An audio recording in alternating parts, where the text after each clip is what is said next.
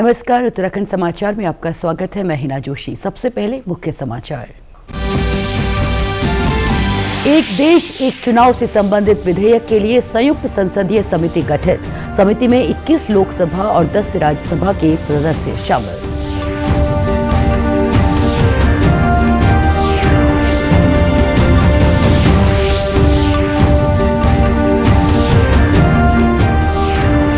खेल मंत्री रेखा आर्य बोली, प्रदेश राष्ट्रीय खेलों के लिए पूरी तरह से तैयार। हरिद्वार में आयोजित होंगे 3 खेल, स्टेडियम का लिया जायजा।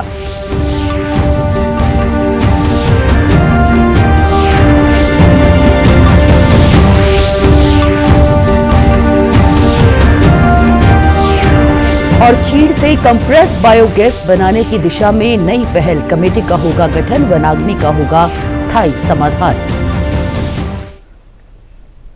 और अब समाचार विस्तार से। एक देश एक चुनाव से संबंधित विधेयकों को सरकार आज 31 सांसदों वाली संयुक्त संसदीय समिति को सौंपेगी। प्रस्तावित समिति में लोकसभा के 21 सदस्य और राज्यसभा के 10 सदस्य शामिल हैं। इन सांसदों में भाजपा नेता पीपी चौधरी, अनुराग सिंह ठाकुर और परषोत्तम रूपाला, कांग्रेस नेता प्रियंका गांधी और मनीष तिवारी, तृणमूल कांग्रेस के कल्याण बनर्जी, एनसीपी शरद पवार की सुप्रिया सुले और अन्य सांसद मौजूद हैं। इन विधेयकों को आधिकारिक तौर पर संविधान 129वां संशोधन विधेयक 2024 और केंद्र शासित प्रदेश कानून संशोधन विधेयक 2024 नाम दिया गया है। खेल मंत्री रेखा आर्य ने हरिद्वार के रोशनाबाद में नवनिर्मित बास्केटबॉल कोर्ट का उद्घाटन किया। इस दौरान उन्होंने 38वें राष्ट्रीय खेलों की तैयारी का जायजा भी लिया। राष्ट्रीय खेलों में 3 खेल प्रतियोगिताएं हरिद्वार में आयोजित होनी है, जिसके लिए रोशनाबाद में खेल विभाग के द्वारा खिलाड़ियों के कैंप चलाए जा रहे हैं। खेल मंत्री ने खिलाड़ियों से संवाद भी किया। खेल मंत्री का कहना है कि उत्तराखंड राष्ट्रीय खेलों की मेजबानी के लिए पूरी तरह से तैयार है। खिलाड़ियों का उत्साह देखकर लगता है कि उत्तराखंड खेलों के सफल आयोजन के साथ साथ राष्ट्रीय खेलों में जीत भी हासिल करेगा। हरिद्वार में हम लोग 3 नेशनल गेम यहाँ पे हम लोग कराने जा रहे हैं और हरिद्वार की इस भूमि से जहाँ रेसलिंग होगी, जहाँ पे कबड्डी होगी और यहीं पे हॉकी भी होगा, तो तीनों कैंपों के बच्चों से आज यहाँ पे मुलाकात रही है। साथ में उनका एक प्रदर्शन मैच भी हम लोगों ने यहाँ पर देखा है।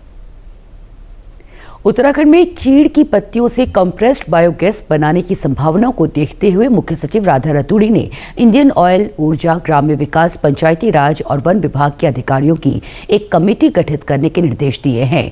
मुख्य सचिव ने वनाग्नि के स्थायी समाधान के लिए इंडियन ऑयल को पिरूल, फीड स्टॉक, जैविक खाद और ग्रीन हाइड्रोजन के रूप में उपयोग करने की संभावनाओं पर अध्ययन कर शासन को रिपोर्ट भेजने के लिए कहा है। इसके साथ ही उन्होंने प्रोजेक्ट को संचालित करने के लिए गढ़वाल और कुमाऊं में स्थान चिन्हित करने के निर्देश दिए हैं। मुख्य सचिव ने इस प्रोजेक्ट पर इंडियन ऑयल के साथ वन विभाग, पशुपालन एवं सहकारिता विभाग को सक्रियता से कार्य करने के निर्देश दिए हैं। मुख्य सचिव राधा रतूड़ी ने अधिकारियों को बाढ़ सुरक्षा कार्यों में गुणवत्ता और समयबद्धता को गंभीरता से लेने की हिदायत दी है। देहरादून में व्यय वित्त समिति की बैठक में उन्होंने अधिकारियों को हल्द्वानी के Indira Gandhi sports complex stadium के बाढ़ सुरक्षात्मक कार्यों की जानकारी ली। इसके अलावा उन्होंने टिहरी गढ़वाल के बूढ़ा केदार में धर्मगंगा नदी के बाएं तट और बाल गंगा नदी के दाएं तट पर बाढ़ सुरक्षा कार्यों पर सैद्धांतिक और वित्तीय स्वीकृति दी। मुख्य सचिव ने कहा कि हल्द्वानी स्टेडियम में बाढ़ से बचाव के उपाय किए जाने हैं। उन्होंने अधिकारियों को स्टेडियम की सुरक्षा के पुख्ता प्रबंध करने के निर्देश दिए। इसके अलावा उन्होंने टिहरी के बूढ़ा केदार में धर्मगंगा नदी के बाएं तट और बाल गंगा नदी के दाएं तट पर मलबा आने से इस क्षेत्र की दुकानों, आवासीय भवनों और सड़कों को काफी नुकसान हुआ है और भविष्य में भी नुकसान होने की संभावना बनी हुई है। उन्होंने कहा कि दुकानों, आवासीय भवनों और सड़कों की सुरक्षा के लिए बाढ़ सुरक्षा कार्यों को समयबद्धता से किया जाना चाहिए। भारत और चीन के विशेष प्रतिनिधियों के बीच 23वीं बैठक में भारत ने चीन के साथ सीमा विवाद के निष्पक्ष और परस्पर स्वीकार्य समाधान पर जोर दिया है। ये बैठक कल चीन की राजधानी बीजिंग में राष्ट्रीय सुरक्षा सलाहकार अजित डोभाल और चीन के विदेश मंत्री वांग यी के बीच हुई। विदेश मंत्रालय के अनुसार दोनों पक्षों ने सामान्य संबंधों की बहाली के लिए सीमा पर स्थिति को शांतिपूर्ण बनाने पर जोर दिया। श्री डोभाल ने कहा कि भारत चीन के साथ सकारात्मक संवाद के लिए तैयार है ताकि विवाद का निर्णायक समाधान हो सके। उन्होंने कैलाश मानसरोवर यात्रा फिर शुरू करने, नदी संबंधी डेटा साझा करने और सीमावर्ती व्यापार के मुद्दों पर व्यापक विचार विमर्श किया। जनपद उत्तरकाशी के विकास खंड डुंडा के 5 गांवों के द्वारा महापंचायत आयोजन कर शादी विवाह और अन्य सामूहिक कार्यक्रमों में शराब परोसने पर पूर्णतया पाबंदी का ऐलान कर दिया है। लाल घाटी के सामाजिक कार्यकर्ता नरेश रावत का कहना है कि नशे के खिलाफ ग्रामीणों को जागरूक करने का काम किया जा रहा है। 5 गांव में शराब को लेकर एक महापंचायत हुई है और उसमें यह निर्णय लिया गया कि जितने भी सामाजिक सरोकार होंगे उसमें शराब नहीं परोसे जाएगा और ये प्रस्ताव तमाम पूरे गांव ने बैठक करके नया प्रस्ताव बनाया। महापंचायत में ग्राम सभा नेपड, भैंत, न्यूसारी, हुल्डियान और पोखरियाल गांव के लोगों ने भाग लिया।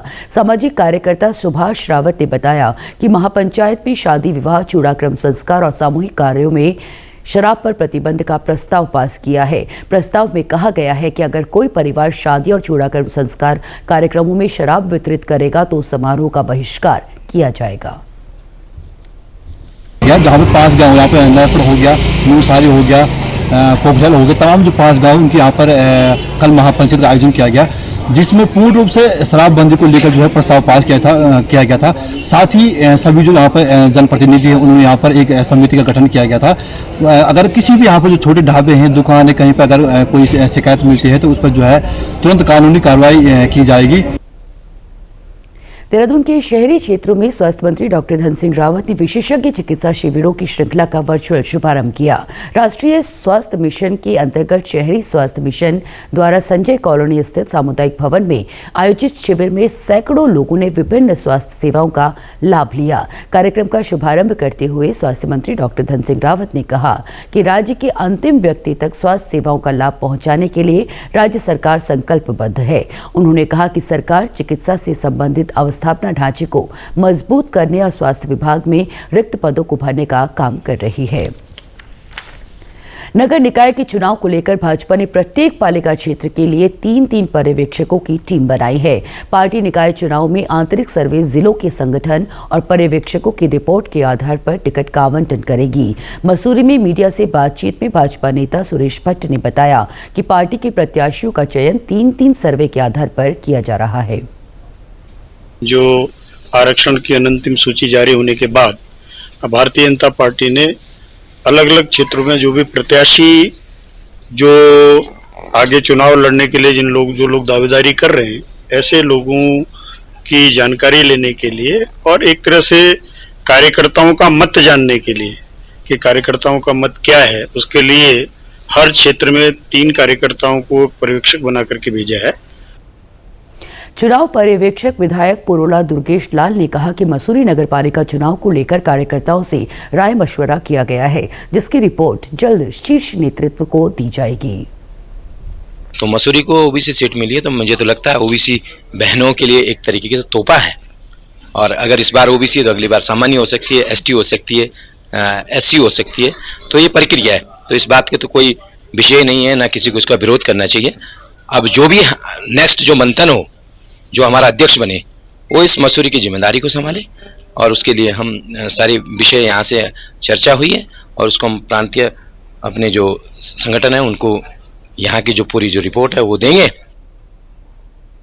उत्तराखंड के पहाड़ी जिलों में किसानों की आय में वृद्धि के लिए कृषि विभाग ने खेतों की सुरक्षा के लिए अभिनव पहल की है, जिसके तहत विभाग की ओर से जिले के विभिन्न क्षेत्रों में 400 हेक्टेयर कृषि भूमि की चेन फेंसिंग की जा रही है। चमोली जिले की प्रभारी कृषि एवं भूमि संरक्षण अधिकारी राजेश खेतवाल ने बताया कि चमोली में वन्य जीवों द्वारा फसलों को बड़े पैमाने पर नुकसान पहुंचाया जा रहा है, जिसे देखते हुए विभाग की ओर से जिला योजना के तहत 2 करोड़ 86 लाख की लागत से 65 स्थानों पर योजना का कार्य चल रहा है। उन्होंने बताया कि अब तक 35 योजना कार्य पूरे हो गए हैं, जबकि 27 योजनाओं पर कार्य किया जा रहा है। जनपद में प्रस्तावित सभी कार्यों को जनवरी मध्य तक पूरा करने का लक्ष्य रखा गया है।